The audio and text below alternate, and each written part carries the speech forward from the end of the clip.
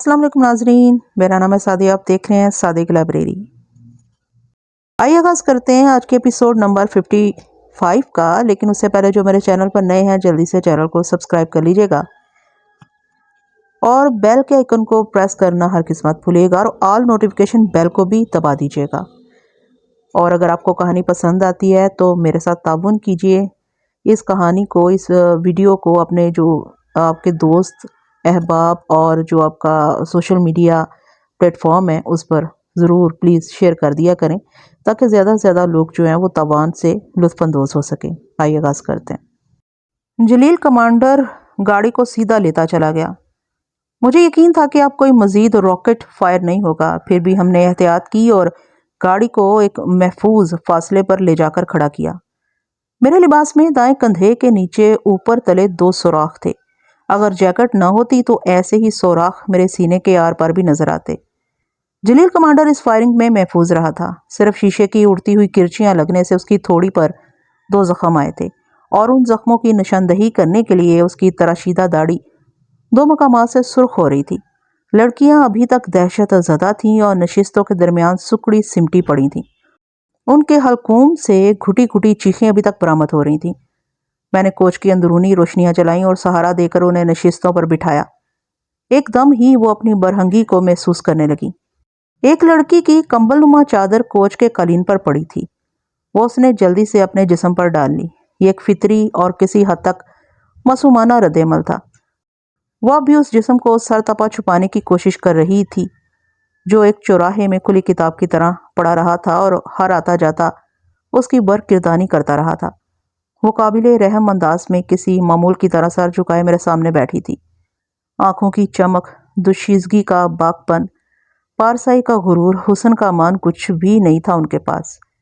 वो बिल्कुल तही दस्त, आजिज और खाली ज़हन नजर आ रही थी।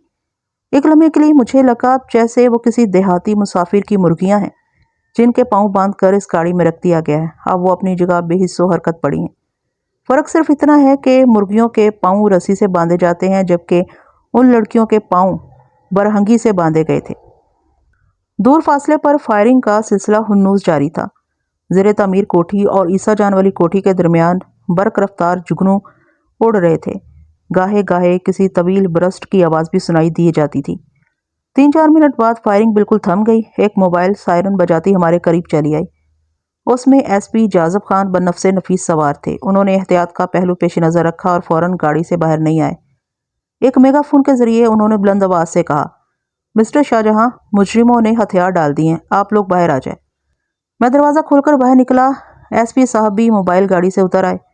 सरकारी पिस्तौल उनके हाथ में था। मुझे पहचान कर उन्होंने पिस्तौल वापस होल्स्टर में लगाया। उनके लब भिजे हुए थे और सवालिया नज़रें मेरे चेहरे पर जमी थी। बाजुबान खामोशी वो मुझसे लड़कियों की सलामती के बारे में पूछ रहे थे। मैंने एक लम्हा तवक्कुफ किया और मुस्कुराते हुए कहा, दोनों लड़कियां बिल्कुल महफूज हैं सर। वो बेसख्ता मुझसे बगलगीर हो गए। जलील कमांडर एयर होस्टेस लड़कियों को लेकर कोच से बाहर निकल आया। उन दोनों को मोबाइल में मुंतकिल किया गया। कोच के पिछले टायर चुके ब्रस्ट हो चुके थे, लिहाजा हम भी मोबाइल ही में बैठ गए। मैंने एसएसपी जाज़ब से पूछा, ईसा जान का क्या बना? वो बोले, उसके पेट में कई गोलियां लगी हैं, मुश्किल से बचेगा। इसी दौरान 2 एम्बुलेंस गाड़ियां सायरन बजाती बड़ी तेजी से हमें क्रॉस कर गईं। एसपी साहब ने कहा कि मेरा ख्याल है कि ईसा और उसके साथियों को ले जाया जा रहा है। 2 राइफल वाले तो मौका पर ही हलाक हो गए। 3 बंदे शदीद जख्मी हुए। 4 ने गिरफ्तारी दे दी है। अपना तो कोई नुकसान नहीं हुआ? मैंने पूछा।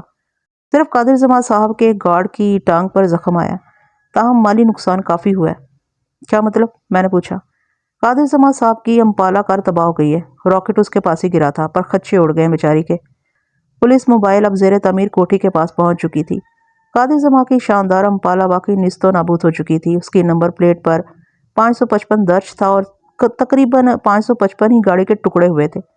सिर्फ नंबर प्लेट महफूज रही थी और मेन गेट के नज़दीक एक फूलदार झाड़ी में उलझी हुई थी। कादिर जमा अंदर बरामदे में खामोश खड़ा था। एसपी जाज़ब ने मुझे बताया कि कादिर जमा साहब ने अभी वापस आकर गाड़ी खड़ी की ही थी कि रॉकेट फट गया। अगर ये धमाका 8-10 सेकंड पहले हो जाता तो कादिर साहब का बचना भी मुहाल था। मैंने दिली दिल में रॉकेट चलाने वाले को कोसा और एसपी के साथ अंदर कोठी में आ गया। दोनों लड़कियां भी हमारे साथ थीं।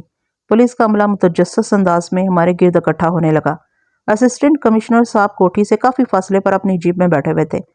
انہیں آپریشن کی کامیابی کی اطلاع بھجوائی گئی۔ وہ بھاگے بھاگے پہنچے، ایس پی صاحب سے تفصیلات معلوم کرنے لگے۔ میں نے جو کچھ ایس پی صاحب کو بتایا تھا وہ انہوں نے اسسٹنٹ کمشنر صاحب کے گوش گزار کر دیا۔ اسسٹنٹ کمشنر صاحب خوش نظر آ رہے تھے۔ وہی کیا، موقع پر موجود ہر شخص اس ڈراپ سین پر مطمئن اور خوش تھا، اور یہاں تک کہ جاگیردار قادر زمان نے بھی اپنی گھنی مونچھوں تلے پرسکون مسکراہٹ سجا رکھی تھی۔ تاہم یہ میں ہی جانتا تھا کہ اس کے پرسکون مسکراہٹ کی تہہ میں کیا چھپا ہوا ہے، اور قادر زمان کے دل پر کیسے آرے چل رہے ہیں۔ اس کے بس میں ہوتا تو وہ مجھے کھڑے کھڑے گولیوں سے چھلنی کرتا اور پھر اپنے آدم خور بونوں کو میری لاش کی چیر پھاڑ کی کھلی چھٹی دے دیتا۔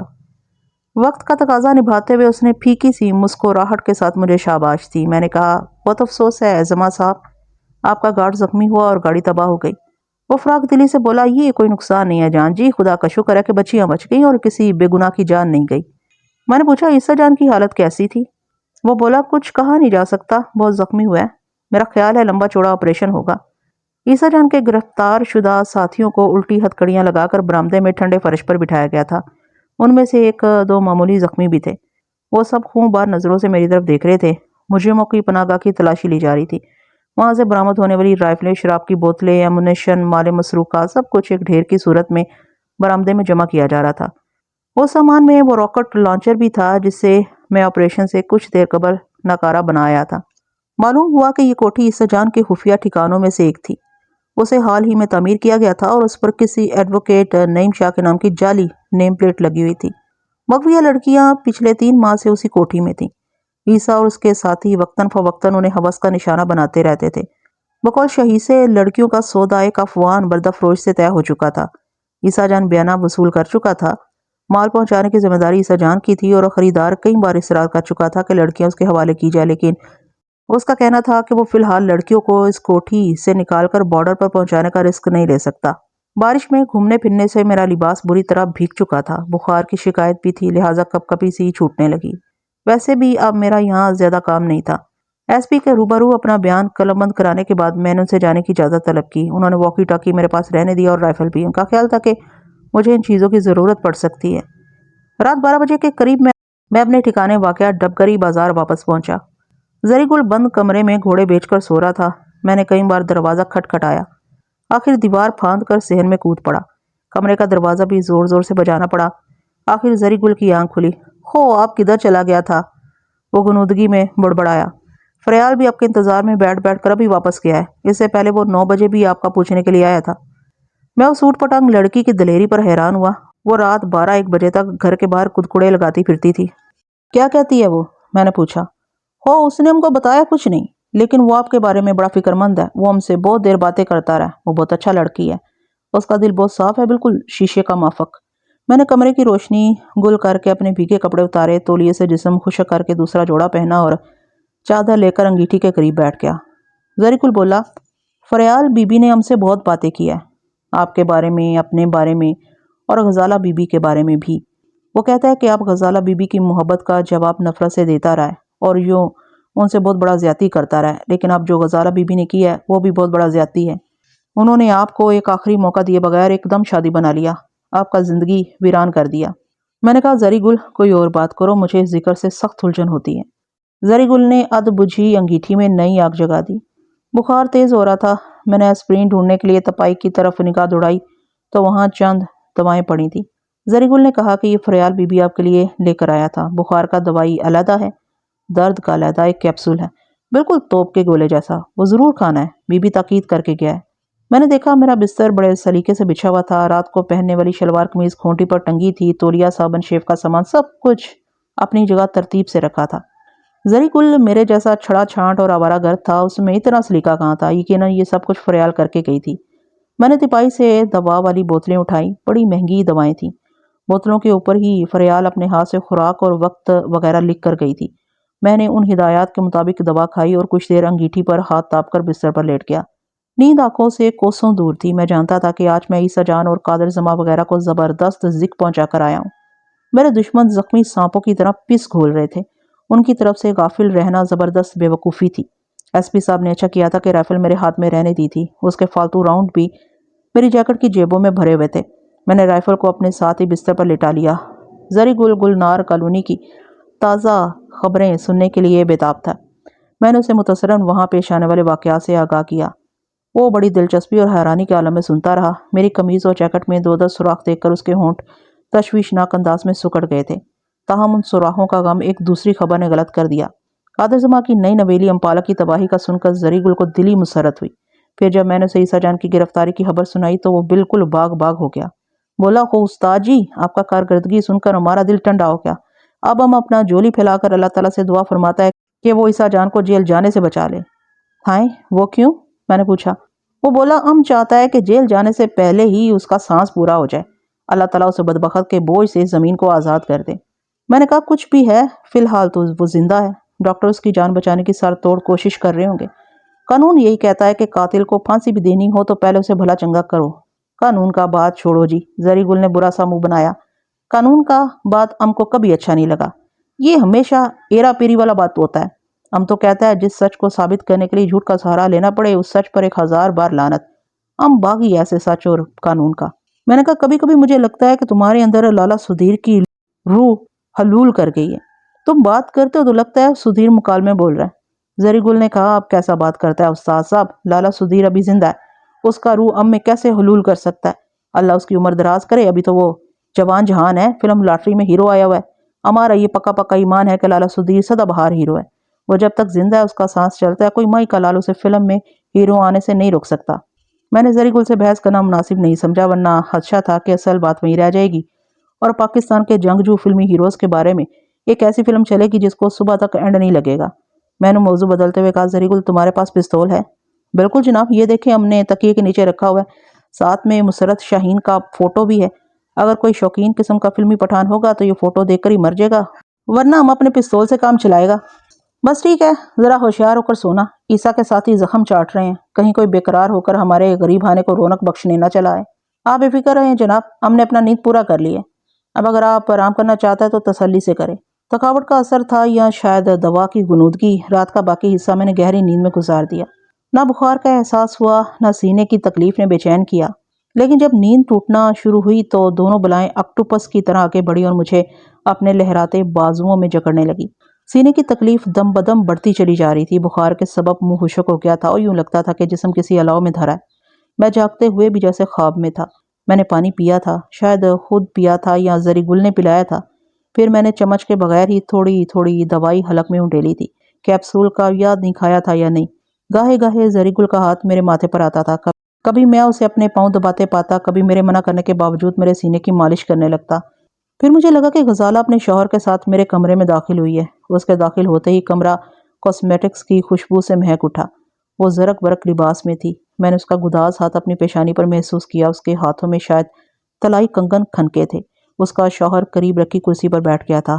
میں نے آنکھیں پھاڑ پھاڑ کر دیکھنے کی کوشش کی، مجھے اس کی صورت ٹھیک سے نظر نہیں آ رہی تھی۔ زری گل کی دور افتادہ آواز میرے کانوں میں پڑی۔ وہ کہہ رہا تھا، میرے منع کرنے کے باوجود رات بارش میں بھیگتے رہے ہیں، اس لیے طبیعت زیادہ خراب ہو گئی ہے۔ غزالہ کا ہاتھ میرے سینے پر تھا اور میں نے اسے تھام رکھا تھا۔ میں اسے چھوڑنا نہیں چاہتا تھا، تمام زندگی چھوڑنا نہیں چاہتا تھا۔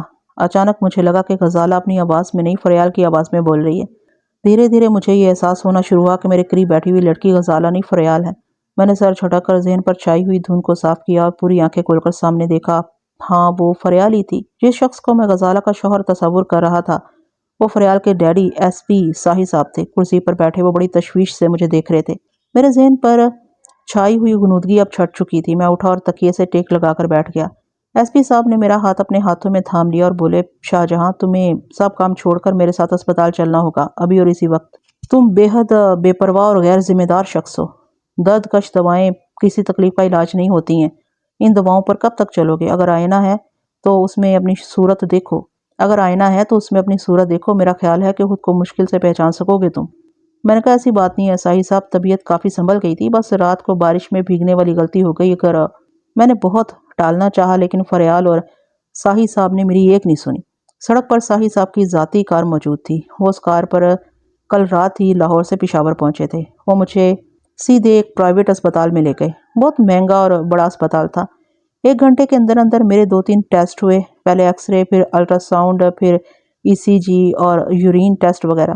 یہیں اسپتال کے استقبالیے میں نے تازہ اخبار میں دیکھا، پشاور کی گلنار کالونی میں ہونے والے مارکے کی خبر جلدی سرخیوں میں موجود تھی۔ زخمی عیسیٰ جان کی تصویر بھی شائع ہوئی تھی۔ ایک تصویر اس کے 2 مردہ ساتھیوں کی تھی۔ نیوز رپورٹر نے ان 2 ایئر ہوسٹسوں کی تصویر کھینچنے کی کوشش بھی کی جنہیں میں اور جلیل کمانڈوز کوچ سمیت عیسیٰ کے چنگل سے نکال لائے تھے کیمرے کی آنکھ سے بچنے کے لیے۔ دونوں لڑکیوں نے چہرے چادروں میں چھپا لیے تھے۔ خبر میں بتایا گیا تھا کہ پولیس کمانڈوز نے بروقت ایکشن کر کے بدنام زمانہ ڈاکو عیسیٰ جان کے چنگل سے مغویہ لڑکیاں آزاد کرا لیں۔ ایکشن کی تفصیلات بھی مرچ مسالے کے ساتھ بیان کی گئی تھیں۔ ایک باکس میں لکھا گیا تھا کہ اس کارروائی میں ڈاکو کی طرف سے آزادانہ راکٹ لانچر استعمال کیے گئے۔ ایس پی جازب کی تصویر اخبار کی زینت بنی تھی، تاہم میرا یا جلال کمانڈر کا کہیں ذکر نہیں تھا۔ مجھے ذرا ملال نہیں ہوا تھا کہ ایس پی جازب نے سارا کریڈٹ خود لینے کی کوشش کی ہے۔ میں تو پہلے ہی ان سے کہہ دیا تھا کہ وہ یہ کریڈٹ لے سکتے ہیں۔ میرے لیے یہی اطمینان کافی تھا کہ لڑکیوں کے غمزدہ ورثہ کی اشکشوئی ہو گئی ہے اور وہ بوڑھے خاد جو دعاؤں کے لیے اٹھے ہوئے تھے نامراد واپس نہیں آئے۔ میرے ٹیسٹوں کی رپورٹیں ملنے میں یقیناً 8-10 گھنٹے لگ جاتے، مگر ساہی صاحب کی وجہ سے یہ کام بھی ارجنٹ ہوا۔ اسپتال پہنچنے کے 2 گھنٹے بعد میرے مرض کی تشخیص مکمل ہو گئی۔ معلوم ہوا کہ میری پسلیوں کے نیچے چوٹ کے اثرات ہیں۔ پسلیوں اور پھیپھڑوں کی درمیانی والی جھلی میں شدید ورم تھا۔ اس ورم کی وجہ سے گاہے گاہے مجھے ہلکے اور تیز بخار کی شکایت ہو جاتی تھی۔ ایک سینئر ڈاکٹر صاحب نے چند دوائیں اور انجیکشن وغیرہ لکھ دیے تھے۔ اس کے علاوہ 2 ہفتے کے لیے مکمل بیڈ ریسٹ کی تاکید کی۔ فریال مطمئن نظر آنے لگی۔ وہ بس ضد تھی کہ میں وہ ہسپتال مکان چھوڑ کر ان کے ساتھ چلوں اور کسی اچھے ہوٹل میں قیام کر لوں، لیکن میرے لیے یہ ناممکن تھا۔ مشتبہ کنور اور جی کلارک صاحب نے مجھے کسی ہوٹل میں ٹھہرنے سے منع کر رکھا تھا۔ وہ بچکانہ انداز میں ضد کرنے لگی۔ میں نے ساہی صاحب سے کہا کہ وہ اسے سمجھائیں۔ ان کے سمجھانے کے بعد وہ بمشکل مانی۔ ساہی صاحب نے مجھے اس کے ساتھ واپس ٹپکری بازار بھیج دیا۔ وہ خود ایک سرکاری جیپ میں بیٹھ کر ہیڈ کوارٹر چلے گئے تھے۔ فریال مجھے ایسے ٹریٹ کر رہی تھی جیسے کسی شدید بیمار شخص کو کیا جاتا ہے۔ وہ مجھے بائستگی چلاتے ہوئے گاڑی تک لائی، میرے لیے دروازہ کھولا، بند کیا، پھر ڈرائیونگ سیٹ پر بیٹھ گئی۔ آنکھیں نکال کر بولی، دیکھیں شاہجہاں صاحب، 2 ہفتے آپ نے بستر سے پاؤں بھی نیچے اتارا تو مجھ سے برا کوئی نہیں ہوگا۔ دعائی رب کی، اتنا شدید انفیکشن ہے آپ کے سینے میں، پھر بھی آپ کلانچے بھرتے پھرتے ہیں۔ شفتہ باجی کو پتہ چل جائے کہ آپ ہمارے ہوتے سوتے اس طرح کی بے پرواہی برت رہے ہیں تو وہ کیا سوچیں گی ہمارے بارے میں؟ خبردار، اب آپ کو ہر کام مجھ سے پوچھ کر کرنا ہوگا۔ وہ بڑی تیز ڈرائیور تھی، لیکن میری بیماری کے خیال سے آہستہ چل رہی تھی۔ رفتار کی یہ کمی اس کی زبان پوری کر رہی تھی۔ 100 میل فی گھنٹہ کی رفتار سے بول رہی تھی وہ۔ دائیں طرف کی کھڑکی کھلی تھی۔ اس کا آنچل بار بار اڑ کر میرے چہرے کو ڈھانپ لیتا تھا۔ میں اسے ہٹاتا، وہ پھر اٹکیلیاں کرنے لگتا۔ آخر میں نے اسے فریال کے گلے میں لپیٹ دیا۔ وہ حیرت سے میری طرف دیکھنے لگی، جیسے اسے اپنے آنچل کی ہر مستیوں کا اب تک احساس ہی نہیں تھا۔ اور یہ صرف آنچل ہی کی بات نہیں تھی، وہ اپنے زہد شکن شباب سے بھی ایسی ہی بے خبر تھی۔ اچانک مجھے احساس ہوا کہ ہمارا تعاقب ہو رہا ہے۔ تعاقب کرنے والی ایک سرخ کرونا گاڑی تھی۔ وہ 1.5-2 میل سے مسلسل پیچھے آ رہی تھی۔ یہاں تک تو خیریت تھی، لیکن جب ہم کینٹ کی ایک نیم سنسان سڑک پر پہنچے اور سرخ گاڑی نے ہمیں اوورٹیک کرنے کی کوشش کی تو میں سمجھ گیا کہ میری بحالی صحت کے سلسلے میں فریال کی تمام منصوبہ بندیاں ناکام ہونے والی ہیں۔ فریال سرخ گاڑی کے ارادوں سے قطعی بے خبر تھی، لہٰذا جب گاڑی نے دوسری مرتبہ ہمیں اوورٹیک کرنے کی کوشش کی تو فریال نے اسے راستہ دے دیا۔ میری نظر گاڑی کے اندر گئی اور تمام اندیشے حقیقت کے کالم میں ڈھل گئے۔ گاڑی میں 5 افراد سوار تھے۔ وہ صورتوں سے ہی خطرناک مجرم نظر آتے تھے۔ میں انہیں پہچانتا نہیں تھا، لیکن بغیر پہچانے ہی مجھے یقین آ گیا کہ وہ منتخب قسم کے پیشہ ور قاتل ہیں۔ عین ممکن تھا کہ ان کا تعلق قدر زماں کی منحوس حویلی سے ہو۔ جو ہی سرخ گاڑی ہمارے برابر پہنچی، میں نے ایک 8 mm رائفل کو حرکت میں دیکھا۔ اس کی بے رحم فولادی نال ہماری طرف گھوم رہی تھی۔ یہ لمحوں اور ساتوں کا کھیل تھا۔ ایک انگلی حرکت میں آنے والی تھی اور ہم دونوں موت کی آگ میں نہانے والے تھے۔ میں نے فریال کی گردن اپنے دائیں بازو میں لی اور اسے پوری قوت سے نیچے کی طرف کھینچا۔ اس کے ساتھ ہی میں خود بھی نیچے جھک گیا تھا۔ مجھے یاد ہے کہ میرا سر دروازے کے نچلے حصے کو چھونے لگا تھا۔ یکایک خوفناک تڑتڑاہٹ سے ہماری گاڑی پر گولیوں کی بوچھاڑ ہو گئی۔ میں نے محسوس کیا کہ شیشے کی کرچیاں میرے سر کے پچھلے حصے اور گردن پر گر پڑی ہیں۔ گاڑی بڑے خطرناک انداز میں لہرا کر بائیں طرف مڑ گئی تھی اور مڑتی چلی جا رہی تھی۔ میرے کانوں میں فریال کی ایک طویل چیخ گونج رہی تھی۔ میں نے سر اٹھا کر اسٹیئرنگ سنبھالنا چاہا، لیکن بہت دیر ہو چکی تھی۔ گاڑی تو اپنے ٹائروں پر رہی، لیکن دوبارہ لٹو کی طرح گھوم گئی اور پھر چند نازک پودوں کو توڑ کر پہلو کے بل الٹ گئی۔ گاڑی بائیں سمت الٹی تھی، لہٰذا چیختی چلاتی فریال میرے اوپر لد گئی تھی۔ اس کا گھٹنا میرے پیٹ میں دھسا ہوا تھا اور اس کے پیٹ نے میرا چہرہ ڈھانپ رکھا تھا۔ گاڑی جس انداز سے الٹی تھی وہ خاصا حوصلہ افزا تھا۔ مجھے یقین تھا کہ میری طرف فریال بھی شدید چوٹوں سے محفوظ رہی ہوگی۔ میں فریال کے نیچے سے نکل کر کھڑا ہوا اور جسم کو زور سے آگے کی طرف جھلایا۔ میری پہلی کوشش ہی کامیاب رہی اور گاڑی ایک شدید دھکے کے ساتھ اپنے ٹائروں پر آ گئی۔ میں نے دیکھا سرخ کرونا کار ہم سے 15-20 گز کی دوری پر رک گئی ہے۔ اس میں سے ایک رائفل بردار نکل کر تیزی سے ہماری طرف آ رہا تھا۔ اس نے اپنا چہرہ ایک ڈبی دار مفلر میں اس طرح چھپا رکھا تھا کہ آنکھوں کے سوا کچھ دکھائی نہیں دیتا تھا۔ اس کے ہاتھ میں خودکار رائفل تھی اور انداز سے ظاہر تھا کہ وہ ہمیں دیکھتے ہی شوٹ کر دے گا۔ میں گاڑی کے فرش پر بیٹھا تھا، ایک بار پھر نیچے دبک گیا۔ میرے کان آنے والوں کے قدموں کی آواز پر لگے تھے۔ دائیں ہاتھ سے میں نے اپنا پستول جیکٹ میں سے نکالا اور بائیں ہاتھ سے بآہستگی دروازہ ان لاک کر دیا۔ اندازے کی ذرا سی غلطی ہم دونوں کی موت کا سامان کر سکتی تھی۔ میں ہمتن گوش تھا۔ جو ہی مجھے محسوس ہوا کہ آنے والا دروازے کے پاس ہے اور اب کسی بھی وقت ہمیں دیکھ سکتا ہے، میں نے ایک شدید جھٹکے سے دروازہ کھولا۔ کھلتے ہوئے دروازے کی ضرب حملہ آور کی ناف میں لگی تھی، وہ اچھل کر دور جا گرا۔ میں اس پر فائر کرنے کا ارادہ رکھتا تھا، لیکن جب میں نے دیکھا کہ حملہ آور کے ہاتھ سے رائفل نکل گئی ہے تو میں نے ارادہ بدل کر رائفل پر جست لگائی۔ اس سے پہلے کہ وہ سنبھلتا، اس کی 8 mm رائفل میرے ہاتھ میں تھی۔ اس کی آنکھوں میں موت ناچ گئی، تاہم میں نے اسے نشانہ بنانے میں وقت صرف نہیں کیا۔ میں جانتا تھا اسے نشانہ بنانے میں میرا جو 1 سیکنڈ صرف ہوگا، اس 1 سیکنڈ میں سرخ کار والے مجھ پر گولیوں کی بوچھاڑ کر دیں گے۔ رائفل ہاتھ میں آتے ہی میں نے پھر چھلانگ لگائی۔ اس چھلانگ کا انداز وہی تھا جو پانی میں ڈائیو کرنے کا ہوتا ہے۔ میں ایک شکستہ دیوار کی اوٹ میں گرا۔ کسی پلاٹ کا احاطہ کرنے والی یہ دیوار 4-5 فٹ اونچی تھی اور مجھے مکمل اوٹ فراہم کر رہی تھی۔ میں کچی زمین پر گرا تھا، لیکن پیٹ کے بل گرا تھا، لہٰذا پسلیوں کے نیچے درد کی شدید ٹیسیں اٹھی تھیں۔ میں نے رائفل سرخ کار کی طرف سیدھی کی اور بے دریک ٹریگر دبا دیا۔ تڑتڑاہٹ کے ساتھ ہی گاڑی میں کھلبلی نظر آئی۔ پھر جوابی فائر ہوا اور شکستہ دیوار گولیوں کی چوٹ سے لرز اٹھی۔ جو ہی مفلر پوش کی رائفل میرے ہاتھ میں آئی تھی، سرخ گاڑی حرکت میں آ گئی تھی۔ دیکھتے دیکھتے اس نے رفتار پکڑ لی اور سڑک پر چرچراتی ہوئی قریبی موڑ پر اوجھل ہو گئی۔ جس شخص سے میں نے رائفل چھینی تھی وہ کھیتوں میں بھاگا جا رہا تھا۔ وہ خالی ہاتھ تھا، اس لیے راہگیروں نے اسے پکڑ لیا۔ سڑک پر بھی بہت سی چھوٹی بڑی گاڑیاں کھڑی ہو چکی تھیں۔ کہیں پٹاخہ بھی چل جائے تو لوگ جمع ہو جاتے ہیں۔ یہاں تو پھر فائرنگ ہوئی تھی، اور صرف فائرنگ ہی نہیں ہوئی تھی، ایک خوبرو لڑکی بھی موقع پر موجود تھی۔ 2-3 منٹ کے اندر ہمارے گرد ازدحام ہو گیا۔ فریال کی گاڑی پر سبز نمبر پلیٹ تھی، لہٰذا لوگ مرعوب نظر آ رہے تھے۔ کچھ افراد بھگوڑے حملہ آور کو مارتے پیٹتے ہمارے پاس لے آئے۔ وہ حرامی ذرا پریشان نہیں تھا، بڑی ڈھٹائی سے مار کھا رہا تھا۔ اتنے میں پولیس گاڑیوں کے سائرن سنائی دیے۔ SSP جاذب خان کو دیکھ کر فریال کی جان میں جان آئی۔ میں نے بھی ایک گونا اطمینان محسوس کیا۔ جاذب صاحب موقع پر پہنچنے سے پہلے ہی صورتحال کو بھانپ چکے تھے۔ انہوں نے فوراً سب کچھ اپنے ہاتھ میں لے لیا۔ رش بڑھتا جا رہا تھا۔ لوگ فریال کو یوں دیکھ رہے تھے جیسے زندگی میں پہلی بار کوئی لڑکی دیکھی ہے۔ بھیڑ میں سے کسی منچلے نے کہا، اوئے یہ تو ہاکی بھی کھیلتی ہے۔ جاذب صاحب نے مجھے اور فریال کو ایک پیٹرولنگ کار میں موقع سے روانہ کر دیا اور خود چشمدید گواہوں کے بیانات لینے میں مصروف ہو گئے۔ اس شب 8:30 بجے کے لگ بھگ میں، فریال اور زری گل ڈبگری بازار والے تنگ و تاریک مکان میں بیٹھے تھے۔ ساہی صاحب ابھی تھوڑی دیر پہلے ہمارے پاس سے اٹھ کر گئے تھے۔ وہ میری طرف سے فکر مند تھے۔ وہ بھی یہ بات اچھی طرح سمجھ رہے تھے کہ مجھ پر ہونے والا حملہ عیسیٰ جان کے ساتھیوں یا خیر خواہوں کا کام ہے۔ موقع سے پکڑا جانے والا شخص کرائے کا بدماش ثابت ہوا تھا اور ابھی اس سے پوچھ گچھ کا سلسلہ جاری تھا۔ ساہی صاحب کا کہنا تھا کہ اگر مجھ پر ایک حملہ ہوا ہے تو مزید بھی ہو سکتے ہیں۔ انہوں نے اس مکان کے گرد کوئی نصف درجن پولیس والے سادہ لباس میں تعینات کر دیے تھے۔ فریال ساہی صاحب کے جانے کے بعد بھی میرے پاس بیٹھی ہوئی تھی۔ اس کا نادر شاہی حکم تھا کہ میں بستر سے پاؤں نیچے نہیں اتاروں گا۔ میری دوائیں ترتیب سے تیپائی پر رکھی تھیں۔ کھانا فریال نے میرے اور زری گل کے لیے اس گھر سے منگوایا تھا جہاں وہ ٹھہری ہوئی تھی۔ ایک جہازی سائز کے ٹفن کیریئر میں یہ کھانا فریال کا ڈرائیور لایا تھا۔ کھانے میں چپاتی، سبزی کا سالن، مرغ کی یخنی، کارن سوپ اور پتہ نہیں کیا کچھ شامل تھا۔ فریال نے فتویٰ دیا تھا کہ جب تک میں ٹھیک نہیں ہوتا ہوٹل کا کھانا مجھ پر حرام ہے۔ اس نے 1 گھنٹے کی ارک ریزی سے مجھے ایک ٹائم ٹیبل بنا کر دیا تھا۔ اس میں چہل قدمی، آرام، نیند، کھانے اور تفریح کے لیے اوقات مقرر تھے۔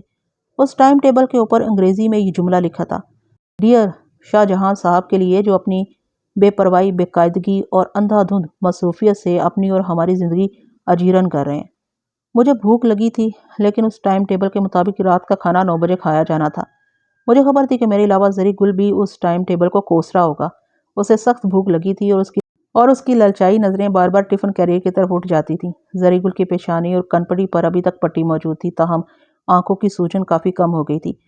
فریال نے زری گل کے لہجے کی نقل اتارتے ہوئے پوچھا، زری گل تمہارے پاس نسوار کا ڈبیا ہوگا؟ وہ بولا، کیوں نہیں بی بی جی، ڈبیا تو ہمارا پہچان ہے، جیسے پاکستان کا پہچان مینار پاکستان ہے۔ لیکن آپ کیوں پوچھتا ہے؟ کہیں آپ نسوار تو نہیں کھاتا؟ تم مجھے ایسا سمجھتے ہو؟ فریال نے اسے گھورا۔ دراصل آپ ہاکی کا کھلاڑی ہے نا، ہم کو پتہ چلا کہ کچھ کہ کچھ کھلاڑی لوگ نشہ مشہ بھی کر لیتا ہے۔ نہیں نہیں، ایسی کوئی بات نہیں، فریال نے کہا۔ میں تمہاری ڈبیا سے تمہیں ہی ایک چیز دکھانا چاہتی ہوں۔ زری گل نے ڈبیا نکالی۔ فریال نے کہا، خود ذرا اس شیشے میں اپنی صورت دیکھو۔ تمہارا سوجا سوجا آنکھیں دیکھ کر لگتا ہے کہ تم تاتاریوں کا جاسوس ہے اور بھیس بدل کر شاہجہاں صاحب کے ساتھ گھوم رہا ہے۔ زری گل کھلکھلا کر ہنس پڑا۔ فریال خود بھی ہنسنے لگی۔ زری گل نے کہا، ہم نے چنگیز خان کا انگریزی فلم دیکھا تھا، اس میں عمر شریف نے کام کیا تھا۔ عمر شریف کو فرنگی لوگ بہت بڑا اداکار بولتا ہے، ہم دعوے سے کہتا ہے کہ وہ ہمارے اداکاروں کے سامنے پانی بھرتا ہے۔ آپ ذرا انصاف سے بتائیں، کیا وہ ہمارے سدھیر اور بدر منیر کے مقابلے میں بڑک مار سکتا ہے؟ اور سدھیر اور بدر منیر تو دور کا بات ہے، وہ مسرت شاہین کے سامنے بڑک مار کر دکھا دے تو ہم اپنا مونچھ کٹا دے۔ ہم نے ایک دفعہ جنگ اخبار میں خط بھی لکھا تھا اور اس خط کے ذریعے عمر شریف اور گریگری پیک کو چیلنج کیا تھا۔ ہم نے لکھا تھا، تم فرنگی لوگ خود کو بڑا فنکار سمجھتا ہے، ہمارے بڑے بڑے ہیرو سے مقابلہ تو دور کا بات ہے، تم کل کے بچے غلام محی الدین سے مقابلہ کر کے دیکھ لو۔ گھڑ سواری، تلوار بازی، ہوا میں الٹا جمپ، پانی میں سیدھی چھلانگ، کسی میدان میں آ جاؤ، ہمارا ایمان ہے کہ اکیلا غلام محی الدین ہی تمہارا بیڑا غرق فرمائے گا۔ میرے ہونٹوں پر بے ساختہ مسکراہٹ بکھر گئی۔ غالباً فریال چاہتی بھی یہی تھی۔ اس نے میرا موڈ بحال کرنے کے لیے ہی زری گل کو چھیڑا تھا۔ جہاں تک اس کے اپنے موڈ کا تعلق تھا، میں جانتا تھا کہ وہ کتنی خوش ہے۔ وہ اندر ہی اندر خون کے آنسو روتی رہتی تھی۔ غزالہ کی شادی والے واقعے کے بعد میں نے ایک بار بھی اس کی آنکھوں میں سچی خوشی نہیں دیکھی تھی۔ زری گل کافی دیر الٹی سیدھی ہانک کر ماحول کو خوشگوار بناتا رہا۔ گھڑی نے 9 بجائے۔ فریال نے کمال مہربانی سے بستر پر ہی نیم گرم پانی سے میرے ہاتھ دھلوائے۔ انگیٹھی پر گرم کیا ہوا کھانا تیپائی پر چننے لگی۔ اس کا سارا زور اس بات پر تھا کہ میں خود کو سردی اور مشقت سے بچاؤں۔ سپہر سے میں خود کو کافی بہتر محسوس کر رہا تھا۔ نس میں لگنے والے انجیکشن سے کافی فائدہ ہوا تھا۔ اب یہ انجیکشن ہر 24 گھنٹے بعد لگنا تھا۔ میں نے میز پر کھانا چنتی فریال کو دیکھا اور یوں لگا جیسے پچھلے چند ہفتوں میں وہ ایک دم ہی 2-3 سال بڑی ہو گئی ہے۔ کوئی خاص تبدیلی سی مجھے اس میں محسوس ہونے لگی تھی۔ بس تبدیلی کو کوئی نام نہیں دے سکتا تھا، مگر یہ تبدیلی موجود تھی۔ ابھی ہم نے کھانا شروع نہیں کیا تھا کہ اچانک میری جیکٹ کی جیب سے ہپ ہپ کی آواز آنے لگی۔ یہ اس واکی ٹاکی کی آواز تھی جو مجھے ایس پی جازم نے کوٹھی پر ریڈ کے وقت فراہم کیا تھا۔ چرمی جیکٹ کونٹی پر ٹنگی تھی۔ میں نے اٹھ کر جیکٹ کی طرف بڑھنا چاہا، لیکن فریال نے لپک کر خود ہی واکی ٹاکی نکال لیا۔ اس واکی ٹاکی کا سائز سگریٹ کی ڈبیا سے 2 گنا تھا۔ اسے ریگزین کے کور سے محفوظ کیا گیا تھا۔ مائک کی جگہ پر کور میں چھوٹے چھوٹے سوراخ تھے۔ سگنل کی آواز کے ساتھ ساتھ واکی ٹاکی پر ایک ننا سرخ بلب بھی اسپارک کر رہا تھا۔ یہ سیٹ چھوٹا ہونے کے باوجود بہت طاقتور تھا اور اس کی رینج 5-6 میل تک تھی۔ میں نے ایریل باہر کھینچ کر آواز مہیا کرنے والا بٹن دبایا۔ دوسری جانب مسٹر جی کلارک کا اسسٹنٹ ڈیوڈ بول رہا تھا۔ اس نے بتایا کہ وہ اور مسٹر جی کلارک صاحب حبیب ہوٹل میں موجود ہیں۔ اس کے بعد یہ نادر شاہی حکم صادر کیا کہ میں فوراً حبیب ہوٹل پہنچوں۔ حکم کے مطابق مجھے پوری طرح مسلح ہو کر اور جیکٹ وغیرہ پہن کر آنا تھا۔ گھر سے مجھے پیدل روانہ ہونا تھا۔ مین سڑک پر پہنچ کر کوئی ٹیکسی لینا تھی اور اس بات کا اچھی طرح اطمینان کرنے کے بعد کہ میرا تعاقب نہیں کیا جا رہا، 10 بجے تک حبیب ہوٹل آ جانا تھا۔ لیکن ہوٹل کے اندر داخل نہیں ہونا تھا، مجھے بس اسٹینڈ کی طرف روانہ ہو جانا تھا۔ اسسٹنٹ ڈیوڈ نے مجھے بتایا کہ گرے کلر مرسڈیز گاڑی مجھے بس اسٹینڈ پر پہنچنے سے پہلے پک کر لے گی۔ پیغام وصول کرنے کے بعد میں نے واکی ٹاکی بند کیا تو فریال کے چہرے پر تشویش کے سائے تھے۔ کون تھا؟ کیا کہہ رہا تھا وہ؟ کیا کوئی نیا پھڈا ہے؟ اس نے ایک ساتھ کئی سوال کیے۔ میں نے کہا وہ رزق کا فرشتہ تھا اور مجھے یہ کہہ رہا تھا کہ یہ کھانا جو تمہارے سامنے تپائی پر چنا ہوا ہے تمہاری قسمت میں نہیں۔ فریال نے آنکھیں نکالی۔ ہاں، یہ پیغام مجتبیٰ کنور صاحب کے ایک انتہائی معزز مہمان کی طرف سے تھا۔ مجھے ابھی اور اسی وقت بلایا گیا۔ فریال کی تیوریاں چڑھ گئیں۔ کیا کہہ رہے ہیں آپ؟ آپ کا دماغ تو ٹھیک ہے؟ ڈاکٹر نے بستر چھوڑنے سے منع کیا اور آپ اس ٹھنڈ میں رات کے وقت سڑکیں ناپیں گے؟ ہرگز نہیں، میں آپ کو یہاں سے ہلنے نہیں دوں گی۔ اس نے تپائی میرے سامنے کر دی اور لحاف پھر میرے کندھوں پر ڈال دیا۔ میں نے لجاجت سے کہا، فریال بچکانہ بات مت کرو، مجھے جانا ہے۔ اس کے بغیر چارہ نہیں، میں دوا کھا لیتا ہوں، گرم کپڑے پہن لیتا ہوں اور پھر کون سا گھوڑے پر جانا ہے؟ یہیں سڑک سے ٹیکسی مل جائے گی، میرا خیال ہے زیادہ دیر نہیں لگے گی، میں 1-1.5 گھنٹے میں واپس آ جاؤں گا۔ خبردار، اس نے آستینیں چڑھا لی۔ میں نے بہت کوشش کی کہ وہ مان جائے لیکن وہ اڑی رہی، یہاں تک کہ سچ مچ زور آزمائی کرنے لگی۔ میں اٹھنے لگا تو اس نے مجھے بازوؤں میں بھر کر دوبارہ بستر پر گرا دیا۔ شاید وہ اس سے بھی آگے بڑھتی اور باقاعدہ مجھ سے کشتی کرنے لگتی، لیکن اچانک اسے احساس ہوا کہ یہ ہاتھ ہوائی میرے سینے کی تکلیف کو بڑھا سکتی ہے۔ وہ اچانک مجھ سے الگ ہو گئی، بے حد خفا نظر آ رہی تھی وہ۔ کچھ دیر چپ چاپ میری طرف دیکھتی رہی، پھر اپنا ہینڈ بیگ اٹھا کر پاؤں پٹکتی ہوئی کمرے سے نکل گئی۔ فریال کے یوں جانے سے زری گل بھی ملول نظر آ رہا تھا، تاہم وہ میری مجبوری سمجھتا تھا۔ میں نے اٹھ کر لباس تبدیل کیا، بلٹ پروف جیکٹ پہنی، پستول ہولسٹر میں لگا کر کمر سے باندھا، اوپر سے چرمی جیکٹ زیب تن کی اور نیم گرم کمرے سے نکل کر یک بستہ تاریکی میں آ گیا۔ یہ نومبر کا آغاز تھا، ابھی سرد موسم کی شروعات نہیں ہوئی تھی، لیکن سردی کی یہ لہر سرد ترین موسم کی یاد دلا رہی تھی۔ میں ڈبگری بازار کی لکڑی منڈی میں سے گزر کر ہاتھ سے بارونق علاقے میں آ گیا۔ کچھ ہی دیر بعد میں ایک ٹیکسی میں سوار پشاور کے نیم خواب دیدہ سڑکوں پر رواں تھا۔ سب کچھ پروگرام کے مطابق ہوا۔ تعقب کی طرف سے مطمئن ہونے کے بعد میں حبیب ہوٹل کے قریب اترا اور پیدل ہی بس اسٹینڈ کی جانب روانہ ہو گیا۔ قریباً 4-5 منٹ بعد عقب سے ایک گرے مرسڈیز آئی اور میرے قریب آ کر رکی۔ مرسڈیز کا پچھلا دروازہ کھلا، میں جلدی سے اندر بیٹھ گیا۔ نیم گرم آرام دہ مرسڈیز میں اگلی نشست پر ڈرائیور کے ساتھ مسٹر جی کلارک بنفس نفیس موجود تھے۔ انہوں نے ایک بےحد نفیس اوور کوٹ پہن رکھا تھا۔ پچھلی نشست پر دائیں جانب وہی طویل قامت حسینہ پینٹ اور سویٹر پہنے بیٹھی تھی جسے میں نے مشتبہ کنور کی نہر والی کوٹھی میں دیکھا تھا اور دانتوں میں انگلی دبائی تھی۔ اس حسینہ کے ساتھ مشتبہ کنور کا منظور نظر ناہید کا شوہر سلمان آذر بیٹھا تھا۔ گڈ ایوننگ سر، میں نے مسٹر جی کلارک سے مخاطب ہو کر کہا۔ سر کے اشارے سے سلام کا جواب ملا اور گاڑی ایک خفیف جھٹکے سے پھر روانہ ہو گئی۔ ہمارا رخ جلد ہی کوہاٹ کی طرف ہو گیا۔ یہ ایک تنگ سڑک تھی، دو گاڑیاں آمنے سامنے سے آتی تھی تو بمشکل ایک دوسرے کو کراس کر پاتی تھی۔ مجھے اندازہ ہو گیا تھا کہ اس گاڑی میں میری حیثیت باڈی گارڈ کی ہے۔ مجھے میری حربی صلاحیتوں کے پیش نظر ساتھ لے جایا جا رہا تھا۔ میرا مقصد گاڑی میں موجود افراد کو تحفظ فراہم کرنا تھا اور ضرورت پڑنے پر اپنے جسم کو ڈھال بنا کر ان کی جانیں بچا لینا تھا۔ باڈی گارڈ ایک انسانی ڈھال ہی تو ہوتا ہے جسے زوردار اور باحیثیت لوگ وردی نما کفن پہنا کر اپنے ساتھ ساتھ لیے پھرتے ہیں۔ جو شخص جتنا باحیثیت ہوتا ہے اتنی مضبوط اور قابل اعتماد ڈھال خریدتا ہے۔ مسٹر جی کلارک ایک امریکی ارب پتی تھا، لہٰذا اسے استاد جہانی بطور ڈھال مہیا کر دیا گیا تھا۔ مرسڈیز گاڑی قریباً 2 گھنٹے تک شب کی تاریکی کو چیرتی رہی۔ ہم مین سڑک سے ایک برانچ سڑک پر آئے۔ یہ سڑک اور بھی تنگ و خستہ حال تھی۔ ڈرائیور کو جگہ جگہ گاڑی سڑک سے کچے پر اتارنا پڑی۔ ہماری اطراف میں محیط چٹانیں تھیں اور بلند و بالا پہاڑ سیاہ فام جنات کی طرح گھیرا ڈالے ہوئے تھے۔ ایک بلند پہاڑی سلسلے کے دامن میں پہنچ کر گاڑی رک گئی۔ یہ بالکل ویران اور تاریک جگہ تھی۔ پہاڑ بلند و بالا لیکن خشک تھے۔ جو ہی ہم گاڑی سے نکلے کہیں کریم سے 2 سائے برآمد ہوئے اور ہمارے قریب پہنچ گئے۔ سلیمان انہیں پہچانتا تھا۔ اس نے ایک طرف جا کر دونوں افراد سے گسر بسر کی۔ وہ مؤدبانہ انداز میں سر جھکا کر واپس چلے گئے۔ یوں لگا جیسے وہ تاریکی کا حصہ تھے اور ایک جھلک دکھا کر دوبارہ تاریکی میں مدغم ہو گئے ہیں۔ میں ان کے بارے میں صرف یہی اندازہ قائم کر سکا کہ وہ مقامی افراد تھے۔ سلیمان نے انہیں کوئی کام سونپ رکھا تھا جسے پورا کرنے کے بعد وہ واپس چلے گئے ہیں۔ دراز قد لڑکی ابھی تک گاڑی میں بیٹھی تھی۔ مسٹر جی کلارک کے حکم پر اسے گاڑی سے نکالا گیا۔ اس نے ایک گرم شال نہایت مضبوطی سے اپنے گرد لپیٹ لی تھی، پھر بھی اس کے ہونٹوں سے بے ساختہ سی سی کی آواز نکلتی جا رہی تھی۔ ڈرائیور کو گاڑی میں چھوڑ کر ہم چاروں پہاڑ کی طرف بڑھے۔ سلمان کے ہاتھ میں ایک طاقتور ٹارچ تھی۔ ایک ایسی ہی ٹارچ اس نے مجھے بھی تھما دی۔ ان 2 ٹارچوں کی روشنی میں ہم آہستہ آہستہ ٹیرے مٹیرے راستے چڑھنے لگے۔ سلمان آذر کے کہنے پر میں نے 222 رائفل اپنے ہاتھ میں کر لی تھی اور قرب و جوار پر گہری نگاہ رکھے ہوئے تھا۔ آدھ پون گھنٹے کی جنگزل چڑھائی کے بعد ہم پہاڑ کی چوٹی سے قریب تر ہو گئے۔ میرے اندازوں کے عین مطابق مسٹر جی کلارک ادھیڑ عمر ہونے کے باوجود کسی جوان و رانا کی طرح مضبوط اور باہمت تھا۔ وہ مسلسل چیونگم چبا رہا تھا اور کسی خاص تھکاوٹ کا اظہار کیے بغیر چڑھائی چڑھتا چلا جا رہا تھا۔ ہاں، سلمان آذر اور دراز قامت حسینہ جس کا نام فینگچی معلوم ہوا تھا تھک گئے تھے۔ خاص طور پر فینگچی تو بری طرح ہانپ کانپ گئی تھی۔ میں دیکھ رہا تھا کہ وہ ڈھیر ہونے کے قریب ہے۔ بالآخر ہم چوٹی پر پہنچ گئے۔ تند و تیز ہوا نے ہمارا استقبال کیا۔ پہاڑ کی دوسری جانب کا منظر ہماری نگاہوں کے سامنے آیا۔ ایک بستی کی روشنیاں نظر آ رہی تھیں۔ 150 کے لگ بھگ گھر ہوں گے۔ بستی سے تھوڑا سا ہٹ کر ایک الگ تھلگ چوٹی پر کسی عمارت کا ہیبلا نظر آ رہا تھا۔ بستی کی طرح اس عمارت میں بھی بجلی موجود تھی اور کسی کسی کھڑکی میں روشنی نظر آ رہی تھی۔ ہم اس عمارت کی طرف بڑھے۔ قریب پہنچے تو عمارت کے خود و حال واضح ہو گئے۔ عمارت کی تعمیر میں بڑے بڑے پتھر استعمال کیے گئے تھے۔ چھتیں مہروتی تھیں اور اس کوٹھی نما عمارت کے وسیع گیٹ کی دوسری جانب چوکی دار موجود تھا۔ وہ فوراً ہمارے سامنے آ گیا۔ اس کے ہاتھ میں بھی ٹارچ تھی۔ کس سے ملنا ہے؟ اس نے مقامی لہجے میں پوچھا۔ اس کے منہ سے جمے ہوئے بخارات بھاپ کی صورت میں خارج ہو رہے تھے۔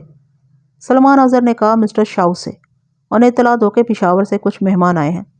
چوکیدار جز بز نظر آ رہا تھا۔ غالباً کوئی اکیلا بندہ ہوتا تو وہ اسے گیٹ سے ہی ٹال دیتا، لیکن ہم 4 تھے اور ہمارے ساتھ ایک فلک بوس حسینہ بھی تھی۔ اس نے ہمارا نام، پتہ، حسب، نسب، وجہ آمد سب کچھ دریافت کیا اور پھر گیٹ سے ہٹ کر عمارت کے اندرونی حصے میں چلا گیا۔ اس کے ہٹ جانے سے گیٹ خالی نہیں ہو گیا تھا۔ وہاں ایک لہیم و شہیم سینٹ برنارڈ کتا موجود تھا اور گھرا گھرا کر اپنی موجودگی کا احساس دلا رہا تھا۔ چوکیدار کی واپسی کم و بیش 10 منٹ بعد ہوئی۔